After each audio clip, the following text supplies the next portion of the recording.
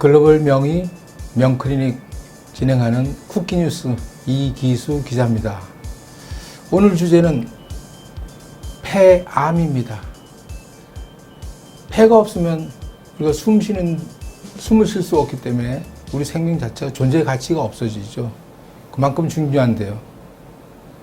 폐에 생기는 가장 고약한 질병이 폐암입니다. 그래서 오늘 폐암에 대해서 공부를 많이 하신 선생님 모셨습니다. 한 교수님, 안녕하세요. 네, 안녕하세요. 반갑습니다. 네, 한석진입니다. 예.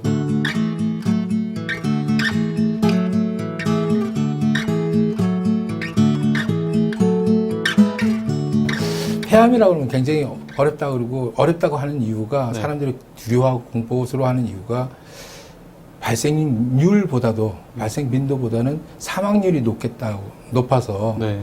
걸렸다면 진단받으면 바로 사망 선고나 다름없이 네. 그렇게 받아줄 만큼 생존율이 낮은데요. 네. 그렇게 낮아진 이유가 어떤 건지 좀 설명 좀 해주시죠. 암 자체의 성질도 있겠지만 제일 큰 문제는 그 폐암 자체가 증상을 별로 일으키지 않기 때문에 초기에 발견하는 게 상당히 어렵거든요. 그래서 보통 병원에 오시는 분들 보면은 되게 진행된 병기로 오시는 분들이 많아요. 그래서 치료 시기를 놓치는 경우가 많아서 생존율이 이렇게 좋지 않은 것 같습니다. 되게 말기라고 그러면 일반인들은 한 두세 달 뒤에 죽는 걸로 받아들여요. 네. 꼭 그런가요? 꼭 그렇진 않죠.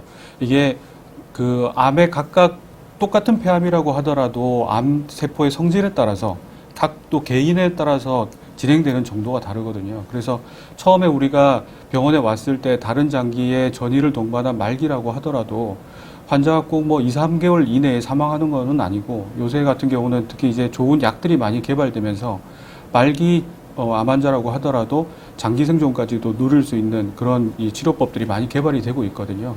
그래서 병원에 일단 오셔서 의사 선생님들하고 상담하고 적절한 치료 방법을 찾아서 치료하면 충분히 좋은 성적을 낼 수 있다고 생각합니다. 말기라도 장기 생존이 가능한 것은 구체적으로 한 3년, 5년 갈 그렇죠. 수도 있다. 우리가 사기라고 해도 사실 폐암에 5년, 우리가 이제 보통 암은 5년 생존율을 따지거든요.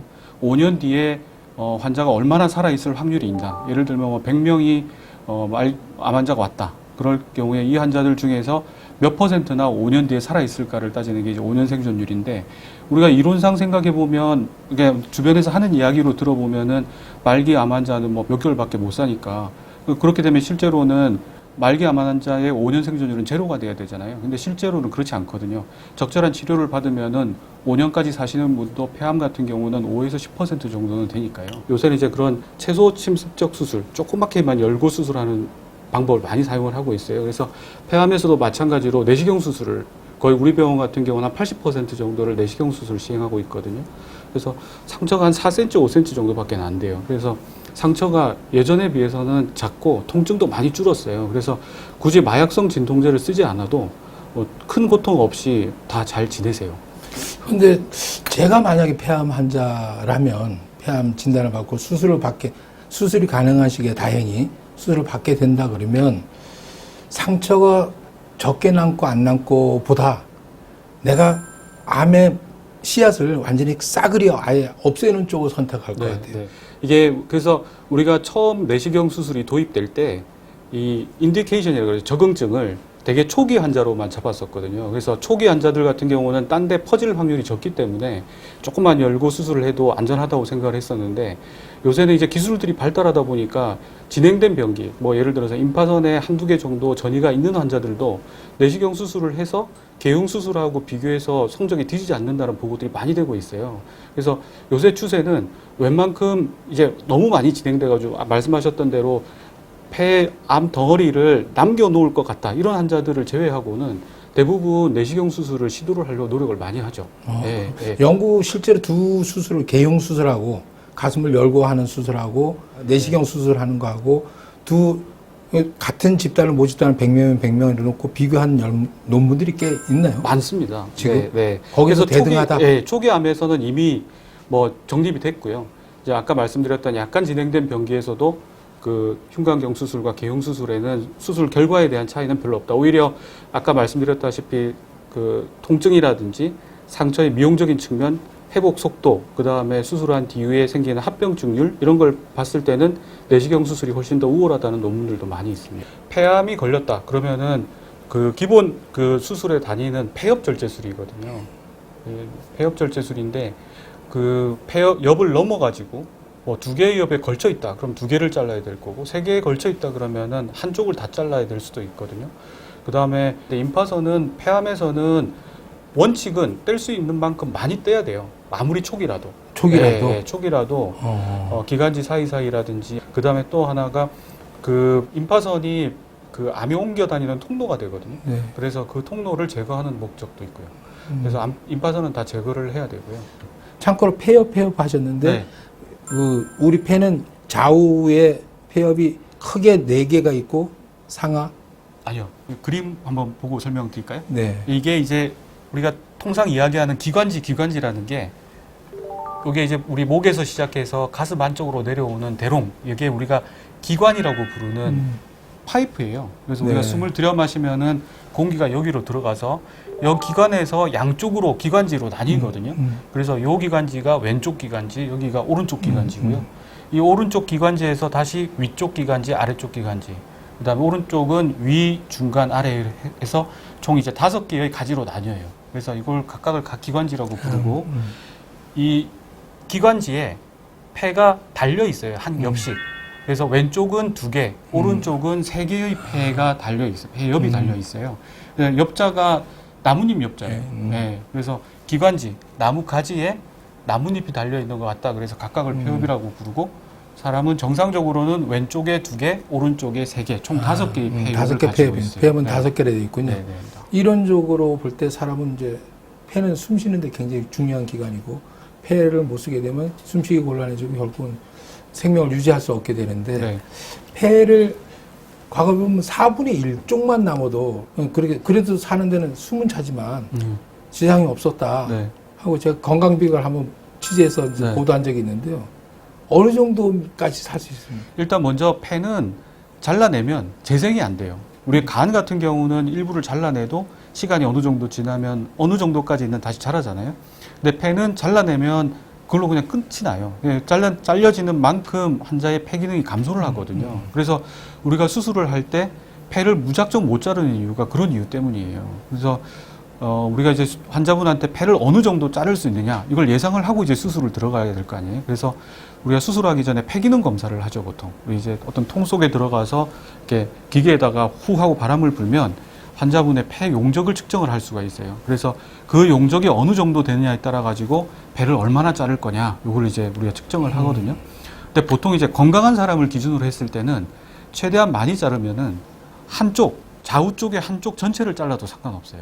그리고 나머지 한쪽에 있어서도 또 나중에 시간이 지나서 뭔가 문제가 생겨서 수술을 해야 되는 경우에 이 남아있는 폐의 또 일부를 잘라도 건강하신 분들 같은 경우는 또 생활하는 데는 큰 무리가 없는 분들이 간혹 계세요. 숨쉬기 힘들고 또 폐 남겨둔 쪽에서도 재발 위험이 있겠다. 이거는 그런 판단에 섰을 때는 폐이식을 권유하게 됩니까? 아니요, 폐암은 폐이식에 적응증이 안 됩니다. 폐암은 안 됩니까? 왜냐하면 폐암은 우리가 그 암으로 수술을 했다고 하더라도 재발할 확률이 상당히 많거든요. 그 재발이라는 게 어떤 거냐면 암 세포가 암덩어리에서 떨어져 나가서 피 속을 계속 돌아다니다가 어떤 장기, 뭐 특정 장기, 뭐 폐라든지 아니면은 간이라든지 이런 데 이제 자리를 잡고 자라나는 게 재발이거든요. 근데 이식을 하게 되면은 몸속에 암 세포가 없다고 누구도 장담을 못 하잖아요. 네. 어디인가에. 네. 그래서 이식을 해놓게 되면은 또 우리가 이식을 하고 나서 면역 억제제라는 약을 많이 쓰잖아요. 그러면 면역이 이제 비정상적으로 떨어지게 되는데 그런 경우에 또 암이 발생을 많이 하거든요. 그래서 암 환자는 우리가 오랜 시간이 지나지 완치 판정을 받지 않은 환자에 있어서는 이식은 시행을 하지 않는 게 원칙으로 되어 있어요. 그러면 지금 뭐 폐 이식 수술까지 수술 방법 가능한지 아닌가까지 알아봤는데요. 근데 사실은 폐하면 폐에 암이 생긴다 그러면 뭐 일반인이 듣기에는 요즘 소세포 폐암, 네. 비소세포 폐암, 네. 뭐 여러 가지 더 복잡하게 느껴져요. 네, 네. 이게 어떤 차이가 있는지, 종류가 어떤지 네, 좀 네. 설명을 좀 해주실까요? 폐암하면은 우리가 이제 세포형에 따라서 네. 크게는 2가지로 나뉘거든요. 소세포성 폐암하고 비소세포성 폐암하고. 근데 이 나누는 기준이 그냥 그야말로 현미경으로 봤을 때 세포의 모양으로 나누는 거예요. 소세포성 폐암 같은 경우는 세포가 이제 조금 작고, 그러니까 그걸 이제 제외하고 나머지를 비소세포성 폐암이라고 부르는데, 이렇게 두 개로 나누는 중요한 이유가 뭐냐면, 비소세포성 폐암 같은 경우는 치료 원칙이 첫 번째가 수술이고요. 소세포성 폐암 같은 경우는 치료가 첫 번째가 항암 치료예요. 그러니까 치료 방법이 완전히 다르기 때문에 두 개로 나눠놨거든요. 그래서 또 비소세포성 폐암 중에서는 우리가 이제 편평상피세포암이라는 암하고 선암이 이제 대표적인데요. 우리나라 같은 경우는 선암이 대부분을 차지해요. 네.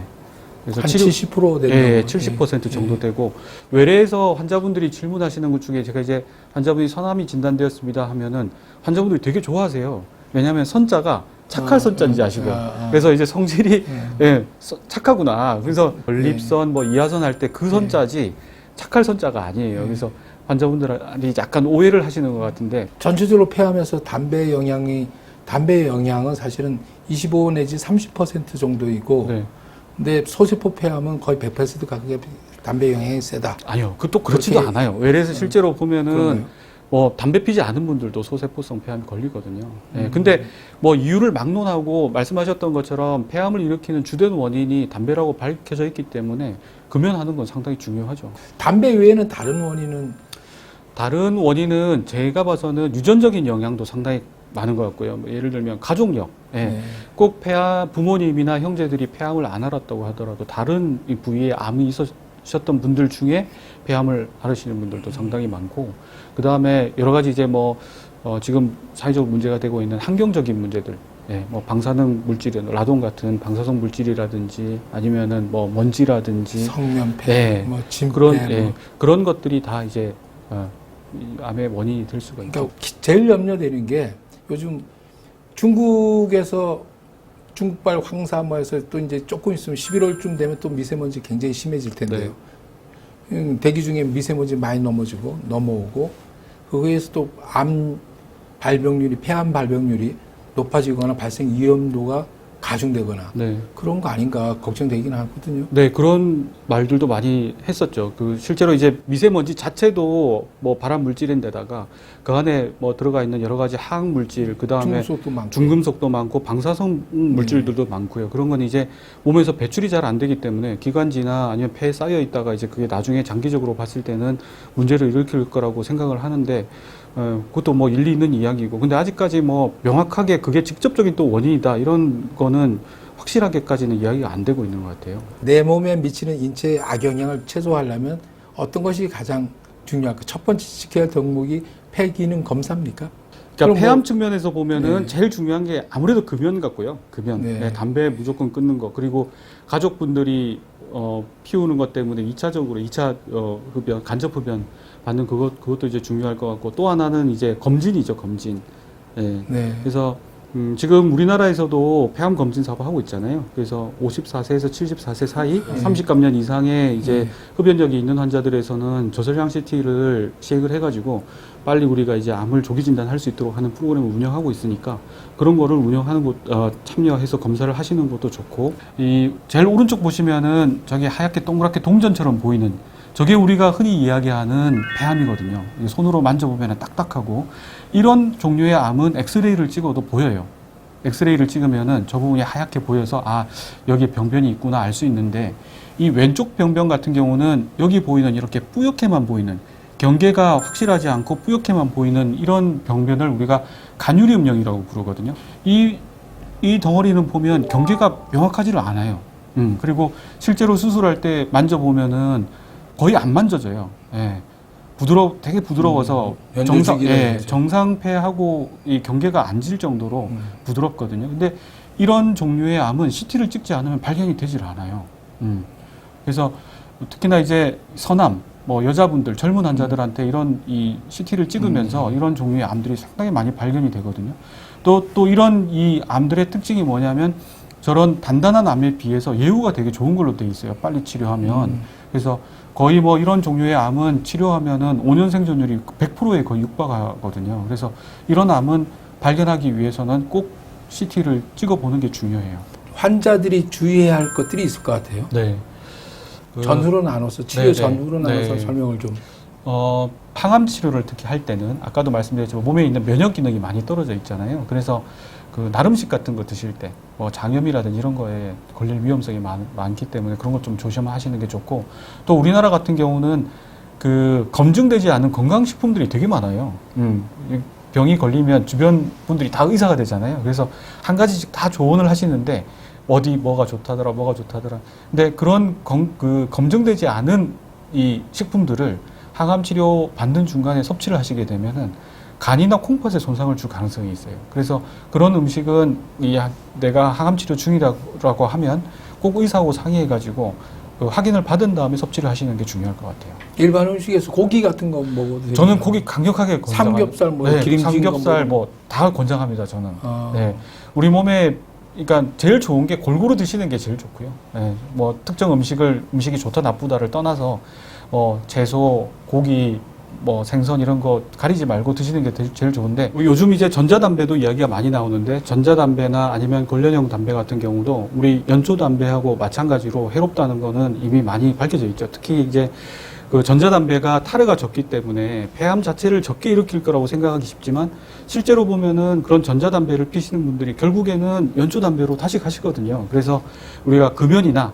아니면은 뭐 암을 줄인다는 데는 전혀 도움은 안 되는 거고, 또 최근에 미국에서는 전자담배에 들어가 있는 그 향료 성분이 예전에 우리나라에서 큰 문제가 됐던 가습기 세정제에서 폐 손상을 일으키는 비슷한 기전으로 여러 사람들한테 폐 손상을 많이 일으켰잖아요. 그래서 관련형 담배, 전자담배, 연초 다 포함해서 금연은 확실하게 하시는 게 좋을 것 같습니다.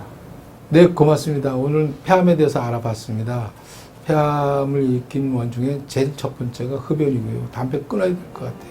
저도 꽤 오래전에 담배를 끊었습니다만 아직도 걱정됩니다.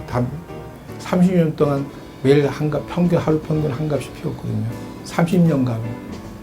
끊은 지 10년이 돼서도 지금부터 이제 폐암이 만약에 생긴다면 일어나는 시기여서 정기검진 해봐야 될 것 같고요. 그 중에서도 저설량 흉부CT, 고위험인자를 가신 분들은 해야 될 것 같습니다. 저도 한번 받아보겠습니다. 오늘 도움 말씀 주신 아주대병원 흉부외과 함석진 교수님께 다시 한번 감사드립니다. 고맙습니다. 네, 좋은 말씀 고맙습니다. 많이 배웠습니다. 네.